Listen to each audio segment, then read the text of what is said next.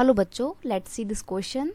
And here this question say, in India, coal occur in rock series of the two main geographical ages. Name the geographical ages.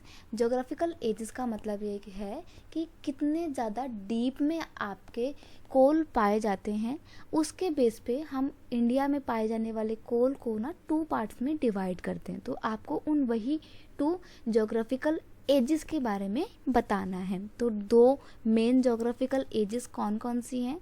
Question का यहाँ पे की concept है geographical edges. अब देखते हैं answer क्या है. सबसे पहला है आपका गोंडवाना.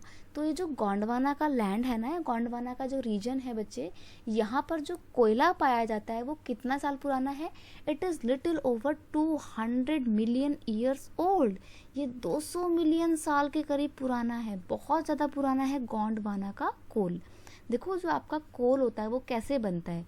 जो भी आपका प्लांट्स की लीव्स, यानी कि आपका जो फ्लोरा का जितना भी वेस्ट होता है वो सब एक जगह जब इकट्ठा हो जाता है, मिट्टी के नीचे जाके इकट्ठा हो जाता है और उसके ऊपर मिट्टी आ जाती है, तो ये जो अंदर का कोयला है इसमें कुछ कुछ करके क्या होता है, कंप्रेशन होता है, अंदर दबाव बनता है, हाई टेम्परेचर क्रिएट होता है. तो धीरे धीरे वही जो लीव्स थी आपके प्लांट की वो कोयले में कन्वर्ट हो जाती है. लेकिन अब आप ये मत सोचना कि आप अपने घर में कोयला बनाओगे, मिट्टी के अंदर पत्तियां रख दोगे. नहीं, कोयला बनने का प्रोसेस एक बहुत लंबा होता है. देखो यहाँ पे 200 मिलियन ईयर्स लगे तब जाके कोल बना था. तो गोंडवाना के लैंड का कोयला सबसे ज़्यादा पुराना है. और याद रखना, जो कोयला जितना ज़्यादा पुराना होगा उसकी हीटिंग कैपेसिटी उतनी अच्छी होगी और वो उतना ही बेस्ट क्वालिटी का कोल कंसिडर किया जाएगा.